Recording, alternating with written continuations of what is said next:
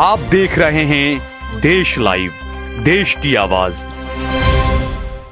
गुजरात में 2002 के दंगों के दौरान जिस तरीके से बिल्किस बानो का जो मामला सामने आया था, जिस तरीके से सामूहिक दुष्कर्म किया गया था बिल्किस बानो के साथ, उनके परिवार के आधा दर्जन से ज़्यादा लोगों की हत्या कर दी गई थी। बिल्किस बानो के खुद की 3 साल की बच्ची की हत्या कर दी गई थी। एक लंबी कानूनी लड़ाई बिल्किस बानो ने लड़ी, कई लोगों ने इस लड़ाई के अंदर उनका साथ दिया और अदालत ने, और सबसे बड़ी बात यह है कि गुजरात में जो बिल्किस बानो का ये मामला हुआ, इंसाफ के लिए उन्हें महाराष्ट्र जाना पड़ा था। गुजरात से उनको इंसाफ की उम्मीद नहीं थी। उस वक्त नरेंद्र मोदी गुजरात के मुख्यमंत्री थे, ये सभी लोग जानते हैं। अब सज़ा हुई, जो आरोपी थे उन्हें जो है वो दोषी करार दिया गया, उसके बाद उन्हें सज़ा सुनाई गई। और अब जब नरेंद्र मोदी देश के प्रधानमंत्री बने हुए हैं,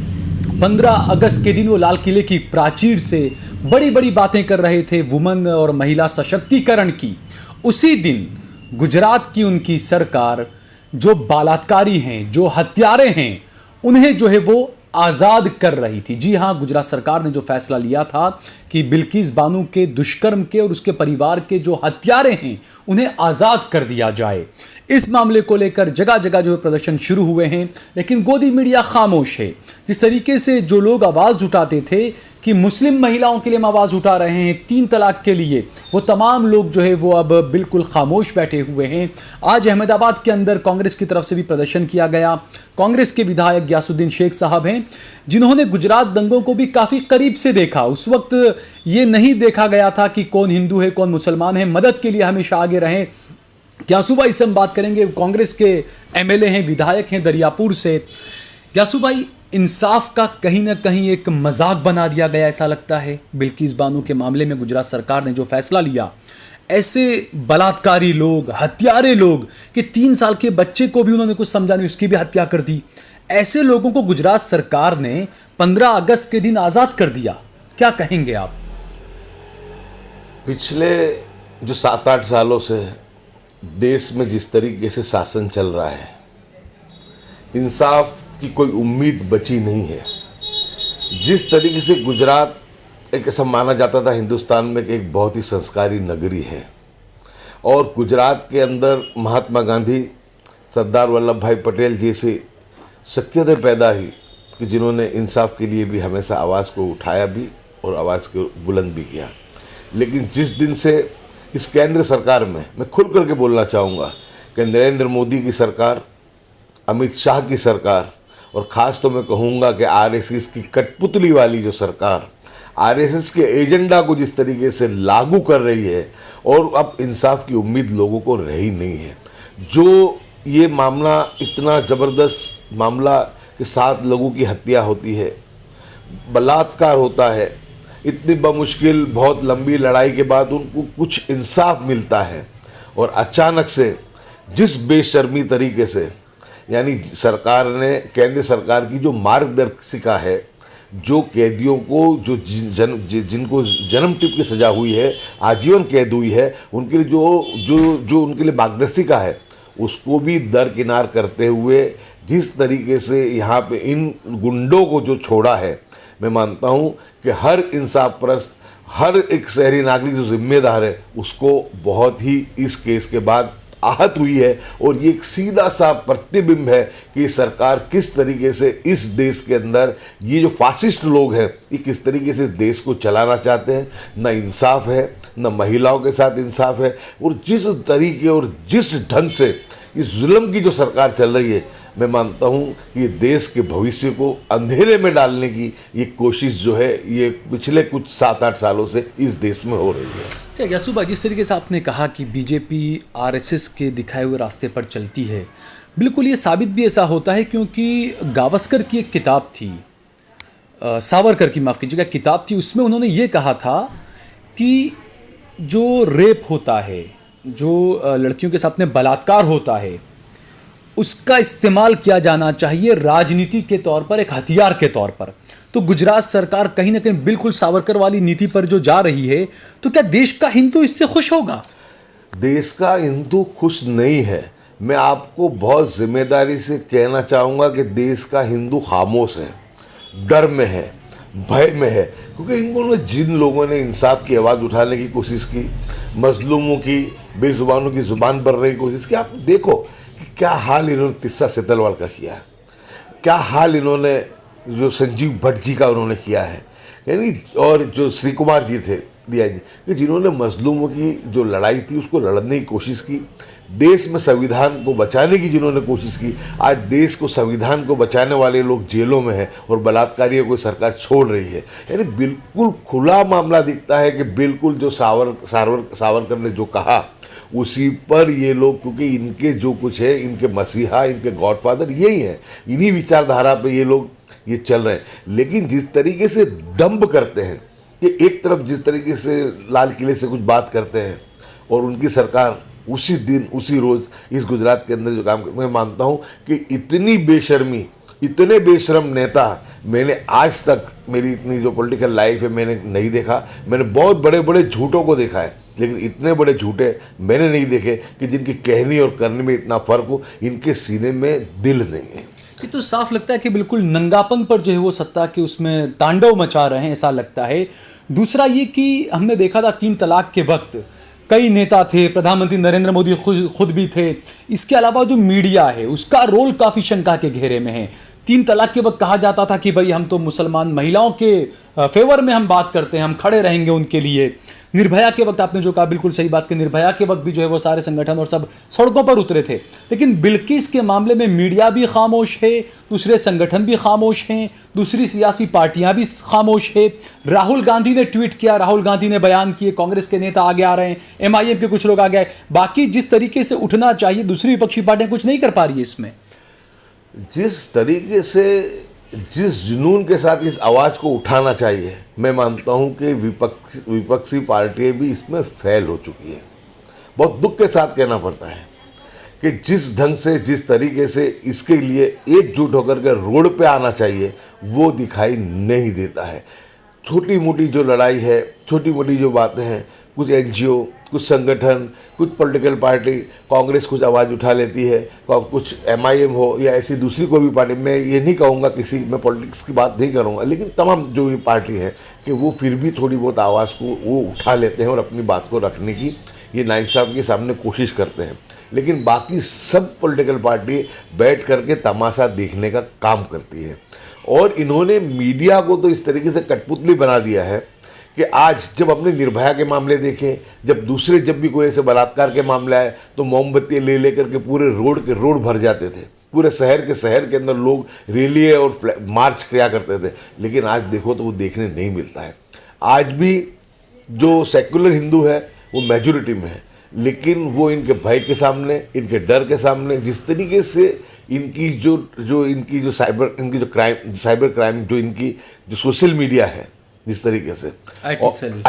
इनका जो IT सेल है वो जिस तरीके से उनको ट्रोल करता है, उनको यहाँ तक कि माँ बहनों की गाली देना, उनके बीवी बच्चों तक को गाली देना, उनको धमकियाँ देना, यानी एक तरीके से इन्होंने आवाज़ बंद करने का काम किया है कि जो लोग हमेशा चढ़ बढ़ के इस लड़ाइयों को बेखौफ तरीके से लड़ते थे, उन लोगों को जेलों में जिस तरीके से इन्होंने गलत केसों के अंदर डाल करके खौफ पैदा किया, खौफ पैदा करके, भय पैदा करके ये अपनी राजनीति करना चाहते हैं। संवैधानिक संस्थाओं का इतना दुरुपयोग कभी भी नहीं हुआ। मैं मानता हूं कि हर पॉलिटिकल पार्टी थोड़ा बहुत उपयोग करती है, लेकिन इतना उपयोग मैंने देखा कि कभी भी नहीं हुआ कि आज ED के सहारे पूरी की पूरी सरकारें जो है वो गिरा दी जाती है। आज लोगों को एक उम्मीद रहती थी कि सरकारें भले फासिस्ट विचारधारा के लोगों की हो, लेकिन उनको हाई कोर्ट से, सुप्रीम कोर्ट से एक न्याय की उम्मीद मिलती थी और वहाँ से न्याय मिलता था। आज भी बहुत अच्छे जजेस हैं और आज भी बहुत से चीज़ों में इंसाफ मिलता है, लेकिन कुछ जो खास किस्से होते हैं, जो खास केसेस होते हैं जो सरकार चाहती है, वो ही जजेस के पास वो केस भी जाते हैं और सरकार जो चाहती है उसकी जो मंशा होती है, ऐसे ही जजमेंट भी हमको देखने को मिलते हैं। तो मैं मानता हूँ कि लोकशाही के अंदर लोग अब इस देश के अंदर संविधान को बचाने के लिए कहाँ जाएंगे, इंसाफ को लेने के लिए कहाँ जाएंगे। यानी बिल्कुल, यानी देश के अंदर हिटलर शाही, यानी किसी भी तरीके से सच को दबा दो और झूठ और फरेब की जो राजनीति है उसको बढ़ावा देने का काम हो रहा है। दूसरा ग्यासु भाई, जिस तरीके से जो पूरा मामला हुआ कहीं ना कहीं जो ख़ास एक मुस्लिम समाज को जो बदनाम किया जाता था कि मुसलमानों को पुलिस का डर नहीं है, मुसलमानों की हिंसा करते हैं, लेकिन हमने देखा बिल्किस बानो का मामला, इसके अलावा 3 तलाक का मामला हो, CNRC का मामला हो, मुसलमानों ने हिंसा नहीं की। जबकि हमने देखा जम्मू कश्मीर के अंदर आसिफा का जो उसके साथ में एक बच्ची थी छोटी, उसके साथ में दुष्कर्म हुआ था, तो जो पंडित और जिन पर आरोप लगे थे, वहाँ पर उस बलात्कारी को बचाने के लिए बाकायदा तिरंगा यात्रा निकाली गई थी। राजसमंद के अंदर, राजस्थान के अंदर एक हत्या कर दी गई थी और रेपिस्ट था, उसको बचाने के लिए तिरंगा यात्रा निकाली गई। कोर्ट के ऊपर चढ़कर जहाँ तिरंगा लहराया जाना चाहिए वहाँ पर भगवा झंडा लहरा दिया, लेकिन मुसलमानों ने कभी ऐसा नहीं किया। बिल्कुल, मुसलमानों ने हमेशा कोर्ट से या जो भी फैसला है उसको हमेशा उसने सम्मान किया है, और कहीं पर भी कितना भी अगर उसने जुल्म हुआ है, लेकिन उस वक्त में ऐसी गंदी हरकतें कभी भी उन्होंने मुस्लिम समाज ने मैंने देखा है कि नहीं की है। मैं आपको बताऊं कि बिल्किस बानो वाले केस में आप देख लो कि जिस तरीके से जब ये नराधमों को, शैतानों को छोड़ा गया, उस वक्त में उनका स्वागत किया गया, उनको फूल मालाएं पहनाई गई, उनको लड्डू खिलाए गए। पहले भी एक बॉम्ब ब्लास्ट के केस का मुझे किस्सा ध्यान है कि वो भी जब हुआ था तो उस वक्त में भी यही हरकत इन्होंने की थी। और सबसे बेशर्मी पूर्वक जो गोधरा का जो विधायक है CK राहुल जी, वो ये कहता है कि तो ब्राह्मण है, इनके संस्कार बहुत अच्छे। मैं जानता हूँ ब्राह्मण के संस्कार अच्छे ही होते हैं, ब्राह्मण हमेशा धर्म का संदेश ही देता है, लेकिन ये वो ब्राह्मण नहीं है, ये नराधम है। इनको ब्राह्मण कहना मैं मानता हूँ कि ब्राह्मणों का भी अपमान है। इन्होंने जो नराधमों ने जो कृत्य किया है, जिस तरीके से मासूम बालाओं पे और बलात्कार किया और उनके मर्डर किए, तो इनके लिए ये बात करनी, एक इलेक्टेड विधायक और सत्ताधारी पार्टी का विधायक जो मंत्री भी रह चुका है, वो ऐसी बेशर्मी की जब ये बात करता है तो मैं मानता हूं कि ऐसे ये बातें करने से ये नराधमों का और इन गुनहगारों का हमेशा इनको मनोबल मिलता है, इनकी हौसला अफजाई होती है, और पूरा साथ इनको अक्सर हम देखते हैं कि पूरा साथ इनकी भगिनी संस्था है वो भी देती है। और पूरी इन बातों के अंदर मीडिया भी जो है अपना राजधर्म निभाने से बिल्कुल कोसों दूर रहता है। अच्छा, ऐसे में जिस तरीके से जो प्रदर्शन हो रहे हैं, तमाम चीज़ें जो हो रही है, और अब जैसा आपने बताया कि लोगों के दिलों में खौफ है, डर है ना, तो आखिर में अब क्या करना चाहिए? अगला कदम कांग्रेस का क्या होगा? लोगों को क्या करना चाहिए इस बारे में? मैं ये मानता हूं कि ये अंधेरा भी छटेगा। जुल्म की सरकार ज़्यादा दिन नहीं चलेगी। लोग खुल कर के बाहर, लोगों को आना पड़ेगा, लोगों को आकर के इसके खिलाफ आंदोलन करना पड़ेगा। मैं तो आपके माध्यम से गुजरात के जितने भी मानवाधिकार की लड़ाई लड़ने वाले लोग हैं, जितने NGO हैं, सामाजिक संस्थाएं हैं, और चाहे मजहबी संस्थाएं भी, क्योंकि मजहबी संस्थाएं भी, क्योंकि हर मजहब ये कहता है कि जो जिसमें जुल्म हुआ है उसको इंसाफ मिलना चाहिए, तो मजहबी संस्थाओं को भी बाहर आकर के पूरे गुजरात के 33 जिलों में,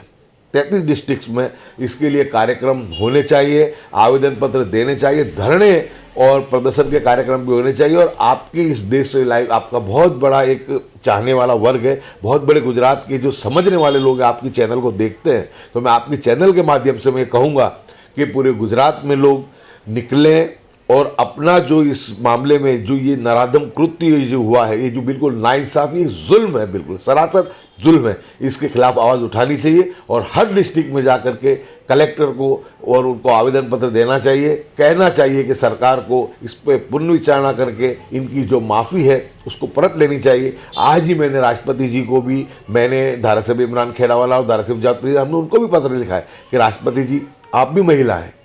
आप महिला के दर्द को समझती हैं, आपको इसके अंदर मध्यस्थता करनी चाहिए, सरकार को सूचना देनी चाहिए कि ये जिस तरीके का जो मामला है, इसके अंदर ये जो माफ़ी जिस तरीके जिस ढंग से दी है उसको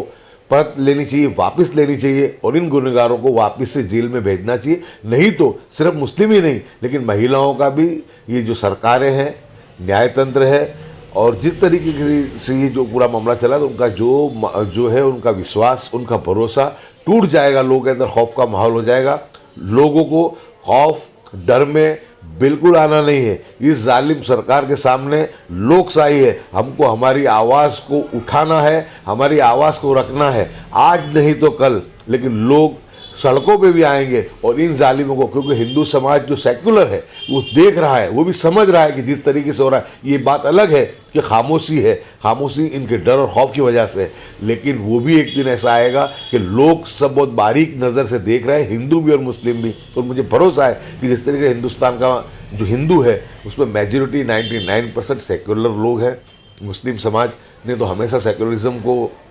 बढ़ावा ही दिया है, और ये जो जिस तरीके से लोग जब निकल करके बाहर आएंगे, क्योंकि अब इनके जुल्म की अब इंतहा हो गई है, बहुत हद ये लोगों ने गुजार दी है कि लोगों को अब इसके बारे में सोचना पड़ेगा और अपनी आवाज़ को बेखौफ होकर के सबको उठाना चाहिए। कलेक्टर को भी आवेदन पत्र देने चाहिए, जो है राष्ट्रपति जी का जो मामला हो, प्रधानमंत्री जी का जो मामला हो, सरकार के जो पत्रों के द्वारा भी उनको सबको अपील भी करनी चाहिए, और धरने प्रदर्शन के जो कार्यक्रम है वो भी करने चाहिए। हम भी इंशाल्लाह इतवार के दिन एक और कार्यक्रम यहाँ पर सरदार बाग के करीब एक बड़ा कार्यक्रम हम पूरे अहमदाबाद के जो मानवाधिकार के मानने वाले लोग हैं और जो जिम्मेदार लोग हैं उनको लेकर के इंशाल्लाह हम दोपहर में 3 बजे सरदार बाग पे हम एक कार्यक्रम इसके लिए आयोजन करेंगे। बहुत बहुत शुक्रिया हमसे इस तरीके से ये देखा, जो बातें बताई गयासुद्दीन शेख साहब ने। हकीकत में बेटी बेटी होती है, वो हिंदू मुसलमान नहीं होती है। तो जो लोग हैं उन्हें ये समझना चाहिए। आज ही हमने देखा कि गुजरात के जो एक बड़े नेता रहे हैं जिन्होंने नरेंद्र मोदी के लिए अपनी सीट छोड़ी थी, उन्होंने आज कहा है कि नरेंद्र मोदी तो भगवान श्री कृष्ण का रूप हैं। तो ये मेरे हिंदू भाइयों को सोचना चाहिए कि क्या भगवान श्री कृष्ण जो थे वो एक रेपिस्ट को बचाने के लिए काम कर रहे थे? क्या भगवान श्री कृष्ण थे वो ऐसे नराधमों को जो हत्यारे हों, जिन्होंने एक बच्ची का रेप किया हो, जिन्होंने एक 3 साल की बच्ची की हत्या कर दी हो, क्या भगवान श्री कृष्ण ये सब होते हुए देखकर खामोश रह जाते, जैसे खामोश हमारे प्रधानमंत्री नरेंद्र मोदी जी बैठे हुए हैं? ये बात हमारे हिंदू भाइयों को भी सोचनी और समझनी चाहिए।